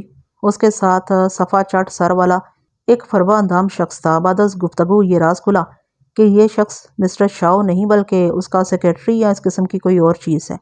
اس نے ایک بار پھر سلمان آذر اور مسٹر جی کلارک سے لمبا چوڑا انٹرویو لیا۔ مسٹر جی کلارک کے ساتھ اس نے انگریزی میں بھی بات چیت کی۔ مسٹر کلارک نے اسے اپنا اصل نام تو نہیں بتایا، لیکن یہ ضرور جتا دیا کہ وہ امیر کبیر صنعت کار ہیں اور امریکہ سے صرف مسٹر شاؤ سے ملنے ہی پاکستان آئے ہیں۔ گنجے سر والا شخص قدرے نرم پڑ گیا اور مسٹر جی کلارک کے لب و لہجے سے غیر شعوری طور پر متاثر ہوا تھا۔ غالباً اسے اندازہ ہو گیا تھا کہ وہ ایک بھاری بھرکم شخصیت سے مخاطب ہے۔ انٹرویو لے کر وہ بھی چوکیدار کی طرح کوٹھی میں غائب ہو گیا۔ ہم یخ بستہ ہوا میں ناپسندیدہ مہمانوں کی طرح گیٹ سے باہر کھڑے رہے۔ میرے ذہن میں بہت سے سوال ابھر رہے تھے، مثلاً مسٹر جی کلارک جیسا ارب پتی اتنے کٹھن سفر کے بعد اس بند دروازے کے سامنے کیسے اور کیوں کر پہنچا ہے؟ پہاڑ کی چوٹی پر بنی ہوئی اس ویران عمارت میں کون رہتا ہے؟ ایک دراز قامت حسینہ کو یہاں کس مقصد سے لایا گیا، اور کیا وہ گلابی لفافہ بھی اس گورکھ دھندے سے مربوط ہے جس کے حصول کے لیے گلنار کالونی میں میرے اور عیسیٰ جان کے درمیان ایک خون ریز مارکا ہو چکا ہے؟ صفا چٹ سر والے شخص کی واپسی بھی 10 منٹ سے پہلے نہیں ہوئی۔ اس کی ہدایت پر ہمارے لیے آہنی گیٹ کھولا گیا۔ ہم اس کے ساتھ عمارت کے ڈرائیو وے پر آ گئے۔ اصل عمارت درختوں میں گھری ہوئی تھی۔ ہمارا راہبر ہمیں 2-3 راہداریوں سے گزار کر ایک نشست گاہ میں لے گیا۔ نشست گاہ خوب آراستہ تھی۔ دیوار گر الماریوں میں کتابیں بھری ہوئی تھیں اور مختلف جگہوں پر شکار کیے ہوئے جانوروں کی ٹرافیاں سجی تھیں۔ ایک دیوار پر بڑے اہتمام سے رائل بنگالی ٹائیگر کی کھال سجائی گئی تھی۔ اس کھال کو دیکھ کر ہم کہہ سکتے تھے کہ ہمارا میزبان شیر مار خان ہے۔ تھوڑی دیر بعد اس نے نشست گاہ میں قدم رنجہ فرمایا۔ وہ واقعی شیر مار خان لگتا تھا۔ اس کا قد 7 اور 7.5 فٹ کے درمیان تھا، جسم مضبوط اور توانا، بال گھنے اور موٹے، اس کی نوکدار مونچھیں اوپر کو اٹھی ہوئی تھیں۔ وہ سلیپنگ سوٹ میں ملبوس تھا۔ اسے دیکھ کر پہلی نظر میں یوں لگا جیسے دوسری جنگ عظیم میں حصہ لینے والا کوئی دیو قامت کرنل یا بریگیڈیئر اپنے اسٹڈی روم سے اٹھ کر ہم سے ملنے چلا آیا۔ لیکن ایسا دراز قامت شخص فوج میں کیسے بھرتی ہو سکتا تھا؟ مجھے ٹھیک سے معلوم نہیں، لیکن ہو سکتا ہے کہ فوج میں کم سے کم قد کی طرح زیادہ قد کی حد بھی مقرر ہو۔ اگر مقرر نہیں ہے تو ہونی چاہیے۔ جی فرمائیے، میں آپ کی کیا خدمت کر سکتا ہوں؟ آنے والے نے سرد خشک لہجے میں مسٹر جی کلارک سے سوال کیا۔ وہ ایشیائی لہجے میں انگریزی بولا تھا۔ جی کلارک کو ایسے لہجے کی توقع نہیں تھی۔ وہ کچھ گڑبڑا سے گئے، پھر سنبھل کر بولے، مسٹر شاؤ، میں آپ کو بے وقت ڈسٹرب کر رہا ہوں۔ اس کے لیے ایک بار پھر بہت معذرت۔ میں آپ کا زیادہ وقت نہیں لینا چاہتا۔ کیا ہم کہیں اکیلے میں بات کر سکتے ہیں؟ اس سے پہلے کہ شاؤ کوئی جواب دیتا، اس کی نگاہ پہلی بار فینکچی پر پڑی۔ میں نے اس کے چہرے پر ایک رنگ سا آ کر گزرتے دیکھا۔ وہ واضح طور پر چونکا اور محویت سے فینکچی کی طرف دیکھنے لگا۔ اس کے ساتھ ہی اس کے درشت خد و خال کو ایک پھوار جیسی نرمی نے ڈھانپ لیا۔ فینکچی کے روشن چہرے سے بمشکل نگاہیں ہٹا کر اس نے مسٹر جی کلارک کی طرف دیکھ کر بولا، آئیے میرے ساتھ۔ وہ دونوں آگے پیچھے چلتے نشست گاہ کے ایک بند دروازے میں داخل ہو گئے۔ وہ دونوں ایک خوبصورت کیبن نما کمرے میں پہنچے تھے۔ اس کیبن کو نشست گاہ سے جدا کرنے والی دیوار شیشے کی تھی۔ کیبن میں دودھیا لائٹ جل رہی تھی۔ مسٹر جی کلارک اور مسٹر شاؤ آمنے سامنے صوفوں پر بیٹھ گئے۔ ان کے درمیان شیشے کی تپائی پر شیشے کی ایش ٹرے جگمگا رہی تھی۔ مسٹر جی کلارک اور میزبان کے درمیان ایک طویل گفتگو کا آغاز ہو گیا۔ ہم لا تعلقی سے نشست گاہ کے صوفوں پر بیٹھے رہے۔ ایک چاقو چوبند جاپانی ملازم نے ہمارے سامنے چائے اور دیگر لوازمات رکھ دیے۔ یہ جاپانی ٹوٹی پھوٹی اردو بھی بولتا تھا اور گاہے گاہے 3 الفاظ کی تکرار کر رہا تھا، اور کوئی چیز، اور کوئی چیز۔ اسی ملازم نے شیشے کے کیبن میں بھی چائے پہنچا دی تھی۔ میں نے محسوس کیا کہ مسٹر جی کلارک سے باتیں کرتے ہوئے کسی وقت مسٹر شاؤ کی نگاہ نشست گاہ میں بیٹھی فینکچی پر پڑتی ہے تو اس کے چہرے پر چمک سی نمودار ہو جاتی ہے۔ مسٹر شاؤ کی عمر 50 اور 60 کے درمیان تھی، تاہم فار ایسٹ کے عام باشندوں کی طرح اس کے قبضے مضبوط تھے اور آنکھوں میں زندگی کی لپک تھی۔ یقیناً وہ ڈرنک بھی کرتا تھا۔ اس کی آنکھوں میں نشہ تیر رہا تھا اور آنکھوں سے نیچے واضح ابھار دکھائی دیتے تھے۔ اچانک مجھے اندازہ ہوا کہ مہمان و میزبان کے درمیان ہونے والی گفتگو کسی اہم موڑ پر پہنچ گئی ہے۔ مسٹر جی کلارک نے اپنے اوور کوٹ کی اندرونی جیب میں ہاتھ ڈالا اور بڑی احتیاط سے گلابی لفافے والی پڑیا نکالی۔ پڑیا کھول کر انہوں نے چنے کی دال کا ایک دانہ نکالا اور مسٹر شاؤ کی ہتھیلی پر رکھ دیا۔ دونوں حضرات بڑی توجہ سے اس دانے کو دیکھ رہے تھے، جیسے یہ دال کا دانہ نہ ہو، دانہ ایک گندم ہو، اور خاص اسی دانے کو کھانے کی پاداش میں آدم و حوا جنت بدر کیے گئے ہوں۔ اب یہ دونوں حضرات سوچ رہے ہیں کہ اس دانے کو کہاں اور کس قیمت پر نیلام کیا جائے، لیکن بات یقیناً کچھ اور تھی۔ دونوں اس دانے پر سر جوڑے بیٹھے تھے اور بہت سنجیدہ قسم کی گفتگو کر رہے تھے۔ مسٹر جی کلارک صاحب نے اپنا ہاتھ ایک بار پھر کوٹ کی جیب میں ڈالا اور وہاں سے ایک مہذب عدسہ برآمد کر لیا۔ یہ ویسا ہی عدسہ تھا جیسا گھڑی ساز حضرات گھڑی کا معائنہ کرتے ہوئے آنکھ پر چڑھا لیتے ہیں۔ مسٹر شاؤ نے عدسہ اپنی آنکھ پر لگایا۔ ایسا کرنے میں مسٹر جی کلارک صاحب نے بھی ان کی مدد کی۔ عدسہ لگا کر مسٹر شاؤ بغور دال کے دانے کو دیکھنے لگے۔ ان کے چہرے پر اب دلچسپی کے آثار نمودار ہو رہے تھے۔ ان کی محویت دیکھ کر مسٹر کلارک صاحب کے چہرے پر بھی دبا دبا جوش نظر آنے لگا۔ مسٹر شاؤ نے انٹرکام پر ملازم کو بلایا، وہی صفا چٹ سر والا شخص جو میزبان کے سیکرٹری یا اسسٹنٹ کے فرائض انجام دیتا تھا، ایک رائٹنگ پیڈ لیے ہوئے شیشے کے کیبن میں داخل ہوا۔ پیڈ میز پر رکھ کر وہ خاموشی سے باہر آ گیا۔ مسٹر شاؤ نے اب زیادہ غور سے دال کے دانے کا معائنہ شروع کیا اور معائنے کے ساتھ ساتھ رائٹنگ پیڈ پر کچھ لکھنے بھی لگے۔ پہلے دانے کے بعد دوسرے کی باری آئی تھی، پھر تیسرے کی، اور اس طرح تمام دانوں کی تحریر شاؤ کے قلم سے کاغذ پر منتقل ہو گئی۔ میرے لیے اب اس بات میں شک کی کوئی گنجائش نہیں رہی تھی کہ دال کے ان دانوں پر منی ایچر کے انداز میں کوئی خاص تحریر لکھی گئی ہے۔ منی ایچر مصوری کی ایک معروف صنف ہے۔ بڑے ماہرانہ انداز میں بہت چھوٹی چھوٹی اشیاء پر کوئی شبیہہ بنائی جاتی ہے یا خطاطی کی جاتی ہے۔ کہا جاتا ہے کہ بعض فنکار اس مقصد کے لیے گلہری کی دم کے باریک ترین بال بطور برش استعمال کرتے ہیں۔ تحریر مکمل ہو چکی تو مسٹر شاؤ نے تحریر والا کاغذ سامنے رکھا اور اس کی طرف دیکھ دیکھ کر ایک دوسرے کاغذ پر کچھ لکھنے لگا۔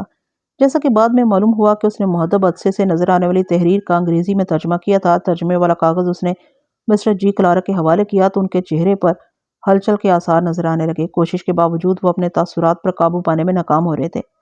رات کا باقی حصہ ہم نے پہاڑ کی چوٹی پر بنی ہوئی اس کوٹھی میں گزارا۔ بڑا افسانوی اور رومان پرور سا ماحول تھا۔ کھڑکیوں سے باہر گرج چمک کے ساتھ بارش ہو رہی تھی۔ کمروں میں آتش دان دہک رہے تھے اور بلند و بالا چھتوں کے نیچے ایک سناٹا سا گونجتا محسوس ہوتا تھا۔ میرے لیے اب اس نتیجے پر پہنچنا مشکل نہیں تھا کہ طویل قامت فینگ چی کو صرف اور صرف مسٹر شاؤ کی خوشنودی کے لیے یہاں لایا گیا ہے۔ دوسرے لفظوں میں اس کی حیثیت ایک تحفے کی تھی۔ یوں لگتا تھا کہ مسٹر جی کلارک صاحب اپنے میزبان یعنی مسٹر شاؤ کی خشک مزاجی اور بد دماغی سے پوری طرح آگاہ تھے اور انہوں نے مسٹر شاؤ کو فینگ چی کا تحفہ دے کر اپنا کام نکلوایا تھا۔ کام کی نوعیت بھی اب میرے سامنے آ گئی تھی۔ چنے کی دال کے دانوں پر منیچر کے سٹائل میں کوئی تحریر لکھی گئی تھی۔ مسٹر جی کلارک اس تحریر سے آگاہ تھے، لیکن وہ کسی ایسی زبان میں تھی جسے پڑھنا ان کے لیے مشکل یا ناممکن تھا۔ ان کے لیے یہ کام مسٹر شاؤ نے کیا تھا۔ مسٹر جی کلارک کے لیے دوسری منزل پر خصوصی بیڈ روم مخصوص کیا گیا تھا۔ سلمان آذر کا کمرہ نچلی منزل پر میرے ساتھ ہی تھا۔ فینگ چی کے لیے کوئی کمرہ نہیں تھا۔ یقینی بات تھی کہ وہ مسٹر شاؤ کی خوابگاہ میں ہی شب بسر کرے گی۔ میں سونے کے لیے بستر پر لیٹا تو معلوم ہوا کہ مجھے بھی اپنا بیڈ روم مسٹر شاؤ کی طرح کسی کے ساتھ شیئر کرنا ہے، لیکن میرا پارٹنر فینگ چی کی طرح حسین و جمیل نہیں تھا۔ وہ مرسیڈیز گاڑی کا مہمند ڈرائیور سادات خان تھا، جس کے جسم میں نسوار کی بو اور سگریٹ کا دھواں رچا بسا تھا۔ ہمیں علیل صبح بیدار کر دیا گیا۔ رات کافی دیر سے سوئے تھے، یوں صبح سویرے بیدار کیا جانا کچھ اچھا نہیں لگا۔ مسٹر شاؤ کے ایک ملازم نے بتایا کہ مالک آپ کو کچھ دکھانا چاہتے ہیں۔ ظاہر ہے مالک سے اس کی مراد مسٹر شاؤ ہی سے تھی۔ میں اور ڈرائیور سادات خان بیڈ روم سے نکل کر کوٹھی کی دوسری منزل پر آ گئے۔ مسٹر شاؤ کا ملازم ہماری رہنمائی کر رہا تھا۔ یہاں ایک ہال نما کمرے میں مسٹر جی کلارک، سلمان آذر اور شاؤ پہلے سے موجود تھے۔ ان کے علاوہ ایک چینی یا جاپانی عورت بھی تھی۔ میں یہ دیکھ کر حیران ہوا کہ یہ عورت بھی فینگ چی کی طرح غیر معمولی طور پر لمبی ہے۔ وہ بڑے نفیس لباس میں تھی۔ شیشے کی خوبصورت میز پر چائے کے برتن رکھے تھے اور وہ لوگ چائے سے شغل کر رہے تھے۔ اس ہال نما کمرے کی ایک پوری دیوار میں شیشے لگے ہوئے تھے۔ ان شیشوں سے دور تک وادی اور پہاڑیوں کا منظر صاف نظر آتا تھا۔ واقعی یہ ایک خوبصورت جگہ تھی۔ ارد گرد کے پہاڑ خشک تھے، لیکن وادی میں دور تک سبزہ نظر آتا تھا۔ وادی کے درمیان سے ایک آبی گزرگاہ گزرتی تھی، جو بلندی سے ٹیری مٹیری سفید لکیر کی طرح نظر آتی تھی۔ اس جگہ کا حسن مناظر سے زیادہ تنہائی میں تھا۔ سلمان آذر نے ہمیں بتایا کہ میزبان ہمیں طلوع آفتاب کا دلچسپ منظر دکھانے کے لیے یہاں لائے ہیں۔ ہم بھی ایک طرف بچھی ہوئی کرسیوں پر بیٹھ کے سامنے پہاڑوں کے عقب میں سرخ روشنی نمودار ہو رہی تھی۔ یہ اس بات کی طرف اشارہ تھا کہ خورشید آبدار کسی بھی وقت طلوع ہوا چاہتا ہے۔ اتنے میں فینگ چی بھی اس نظارہ گاہ میں داخل ہوئی۔ وہ ایک چمکیلے اسکرٹ میں ملبوس تھی۔ لمبے سیاہ بال ایک آبشار کی صورت اس کے دائیں کندھے پر گر رہے تھے۔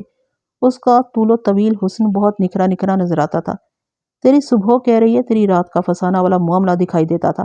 اسے دیکھ کر مسٹر شاؤ جلدی سے تعظیماً کھڑا ہو گیا اور بیٹھنے کے لیے کرسی پیش کی۔ کافی بدلا ہوا نظر آتا تھا۔ اس کا تمام کھردرا پن اور تلخ مزاجی قابل قبول سنجیدگی میں ڈھل گئی تھی۔ چند منٹ بعد سورج نمودار ہو گیا۔ سب سے پہلے اس کا بالائی کنارہ پہاڑ کی چوٹی سے نمودار ہوا اور کرنیں کسی اچانک چھوٹ جانے والے फव्वारे की तरह चारों तरफ फैल गईं। फिर हमने एक अजीब मंजर देखा। वादी की तह में बहने वाली सफ़ेद आबे जो अपना रंग बदलने लगी। देखते ही देखते वो बिल्कुल सुनहरी हो गई। और सिर्फ आबे जो ही नहीं, इर्द गिर्द का सब्जा और पत्थर वगैरह भी बदले बदले से नजर आने लगे, जैसे उनमें सुनहरी या अक्सरी रंग घुल मिल गया हो। बड़ा खूबसूरत मंजर था ये।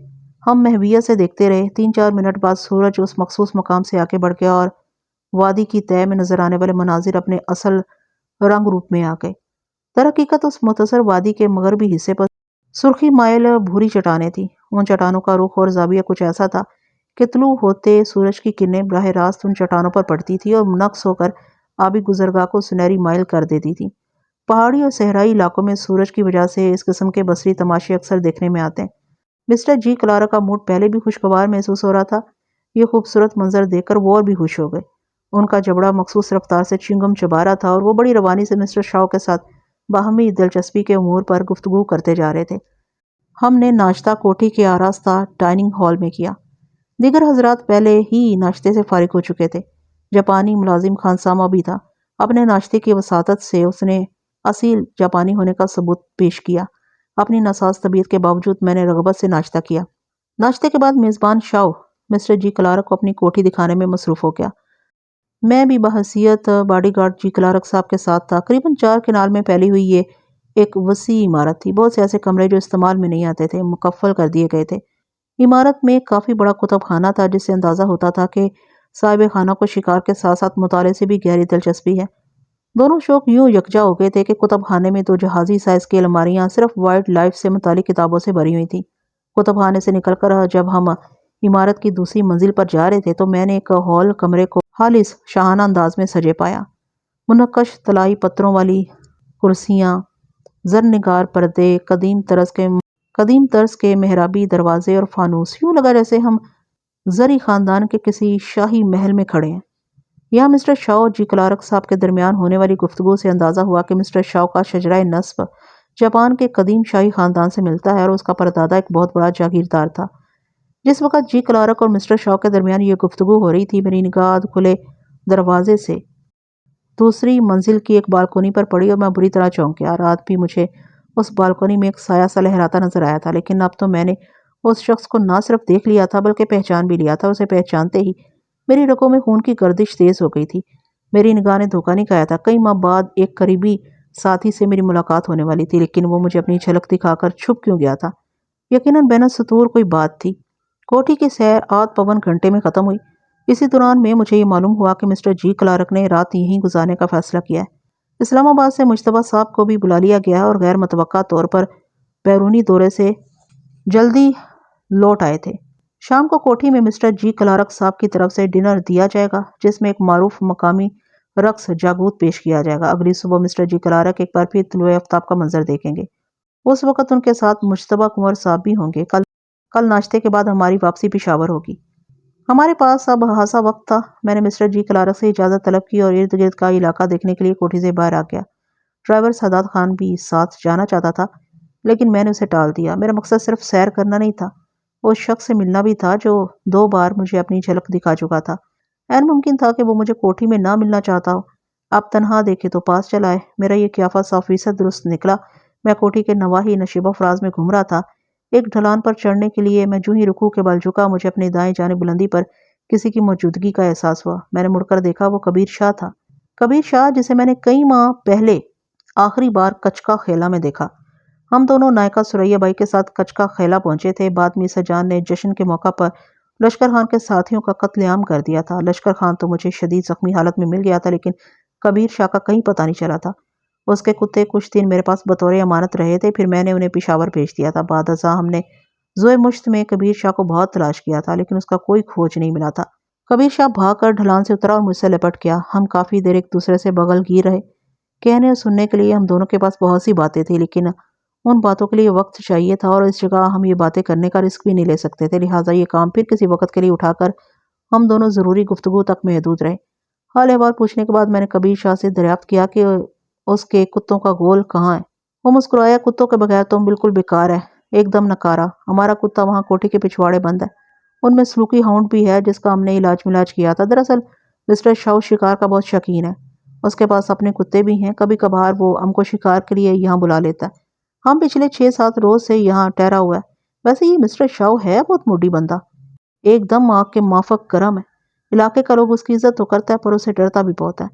باتیں کرتے ہوئے ہم دونوں ایک ناہموار پتھر پر بیٹھ چکے تھے۔ تیز ٹھنڈی ہوا چل رہی تھی، تاہم چمکیلی دھوپ کے سبب خوشگوار تمازت موجود تھی۔ میں نے کبیشا سے پوچھا، لگتا ہے آپ کافی عرصے سے مسٹر شاو کو جانتے ہیں، یہ ہے کون اور کہاں سے آیا؟ میرے سوال کا تسلی بخش جواب کبیشا کے پاس موجود تھا۔ اس نے جو کچھ بتایا وہ مختصر الفاظ میں کچھ یوں ہے۔ مسٹر شاو جاپان کے دارالحکومت ٹوکیو کا باشندہ تھا۔ وہاں اس کا بہت بڑا کارخانہ تھا۔ 5-6 برس پہلے اس کا دل اچانک شہر کی ہنگامہ پرور زندگی سے اچاٹ ہو گیا۔ ایک روز وہ ٹوکیو کے نوا میں واقع اپنے محل نما مکان سے نکلا اور ایشیا کی سیاحت پر نکل کھڑا ہوا۔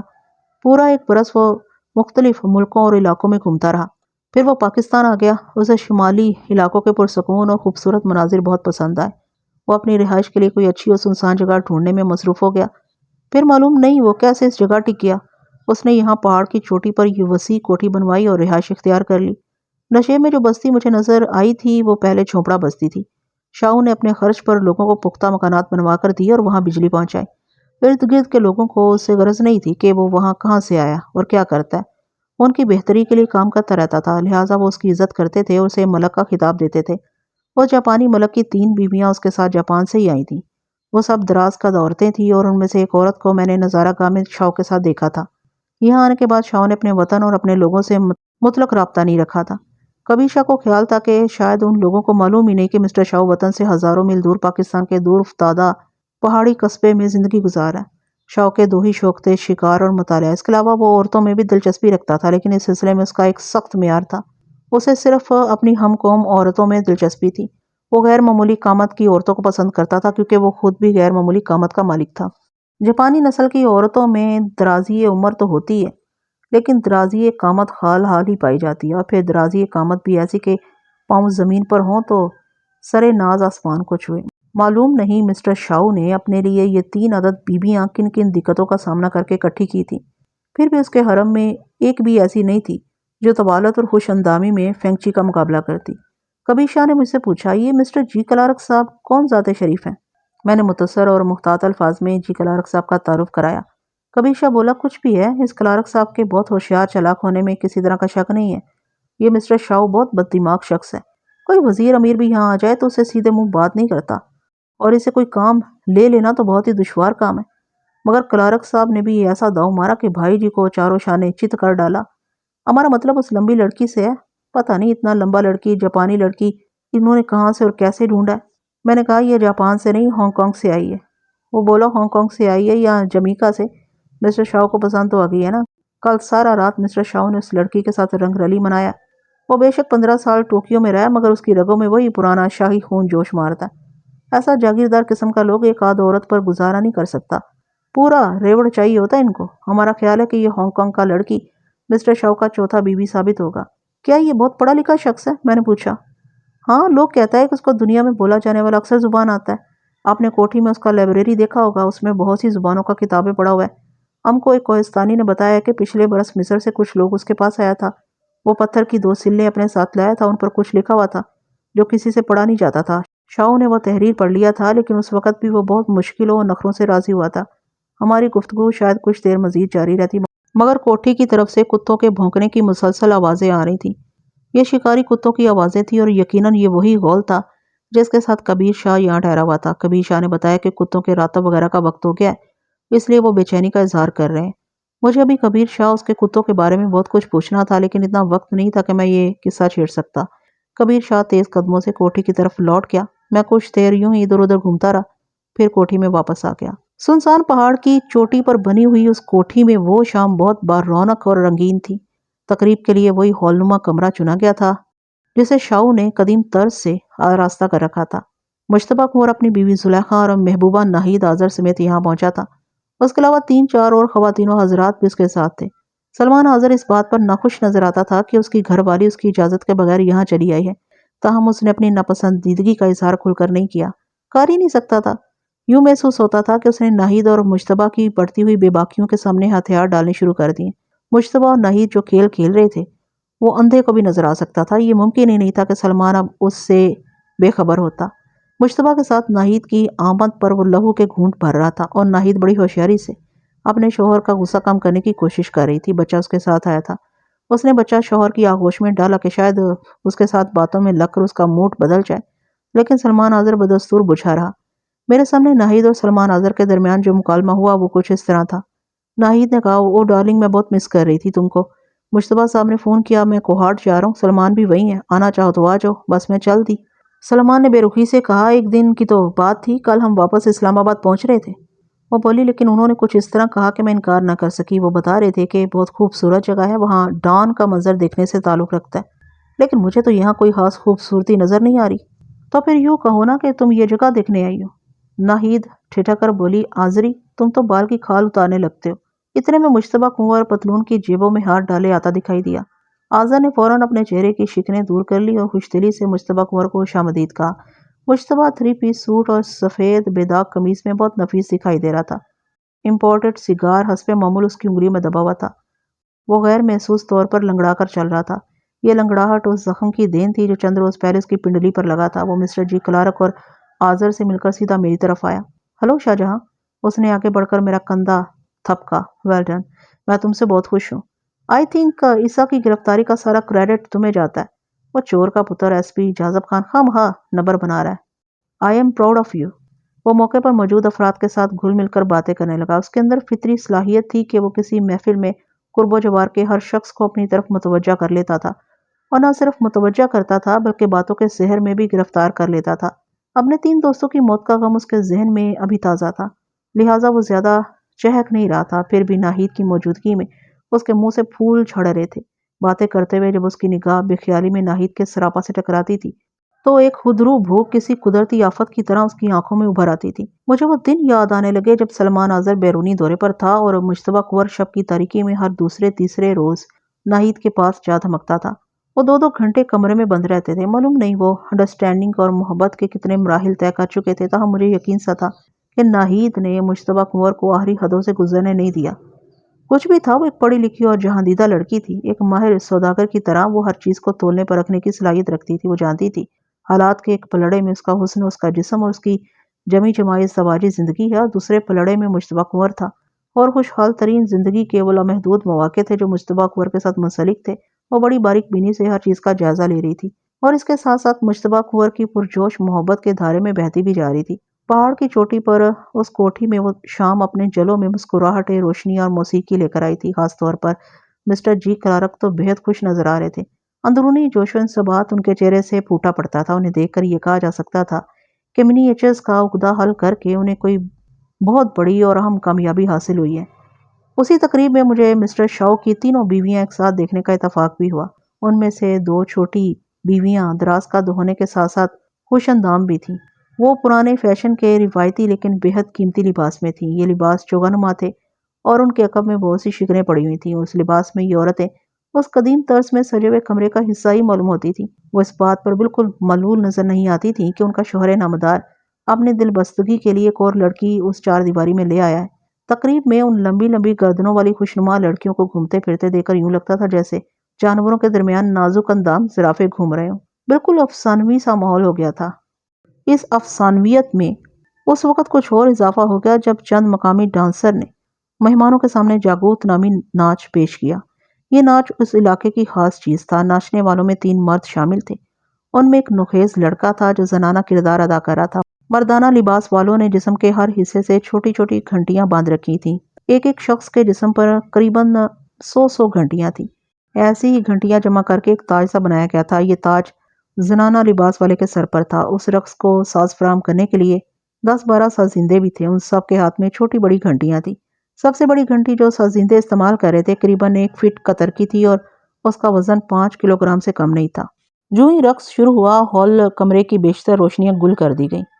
एक ख्वाबनाक से माहौल में पहले 2-3 छोटी छोटी घंटियां रिदम फराम करती रहीं, फिर एकदम सब घंटियां बोल उठी। एक खूबसूरत झनकार से कमरा गूंज उठा और सिर्फ कमरा ही नहीं, कोठी के तमाम दोनों दीवार गूंजते महसूस हुए। तीनों रक्कास बड़े दिलनवाज अंदाज में मुतहरक हो गए। रक्स और झनकार का आहंग सामईन को अपने साथ बहाता चला गया कि रक्स की विसातत से कहानी बयान करने की कोशिश की जा रही थी। एक हसीन दुशीजा के 2 चाहने वाले اسے کھینچا کر رہے تھے اور اپنے نازو انداز دکھا کر اسے رجھانے کی کوشش کر رہے تھے۔ مجھے لگا جیسے یہ بھی سلمان اظہر، ناہید اور مشتبہ کنور کی کہانی ہے۔ مشتبہ کنور سلمان سے اس کی حسین و جمیل بیوی چھیننے کی کوشش کر رہا تھا۔ سب کے سامنے، سب کے روبرو بڑی ڈھٹائی اور دلیری سے یہ کھیل کھیلا جا رہا تھا۔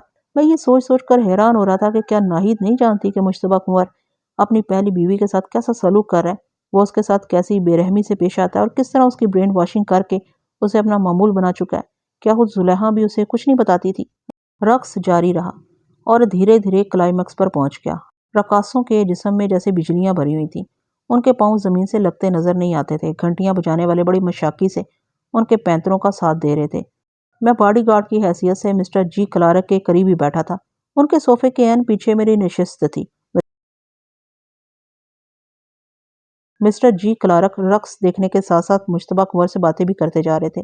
مشتبہ کنور بڑی توجہ سے ان کی باتیں سن رہا تھا اور کسی وقت زور زور سے اس بات میں سر ہلانے لگتا تھا۔ مجھے یوں محسوس ہو رہا تھا جیسے کوئی زبردست منصوبہ پروان چڑھ رہا ہے، کوئی تہلکہ خیز قسم کی مہم درپیش ہے۔ اس منصوبے اور اس مہم کا تعلق یقیناً چنے کی دال کے ان چند دانوں سے تھا جو ایک گلابی لفافے میں بند ہو کر یہاں پہنچے تھے اور جن پر لکھی ہوئی تحریر کو دراز قد شاہوں نے مانی کا لباس پہنایا تھا۔ کبیر شاہ بھی اس محفل میں موجود تھا۔ میری نگاہ اس پر پڑی۔ وہ ایک کھڑکی کی جانب دیکھ رہا تھا۔ اچانک وہ بری طرح چونکا۔ میں نے اس کی نگاہ کا تعاقب کیا اور میری نگاہ بھی کھڑکی پر جم گئی۔ کھڑکی کا پٹ بلند آواز سے کھلا تھا۔ اب وہاں ایک مسلح شخص کھڑا نظر آ رہا تھا۔ وہ کوٹھی کے ملازمین یا مشتبہ کنور کے محافظوں میں سے ہرگز نہیں تھا۔ میں نے اس کی خودکار رائفل کو حرکت میں آتے دیکھا۔ رائفل کا رخ مشتبہ کنور اور مسٹر جی کلارک کی طرف تھا۔ یک رقص تھم گیا اور ایک ساتھ کئی چیخیں ابھریں۔ میں جانتا تھا اب اگلی آواز دھماکے کی ہوگی، دھماکہ جس کے ساتھ ہی پگھلا ہوا سیسا مسٹر جی کلارک یا مشتبہ کنور کی طرف روانہ ہو جائے گا۔ بحیثیت باڈی گارڈ کی میرے لیے کڑی آزمائش کا لمحہ تھا۔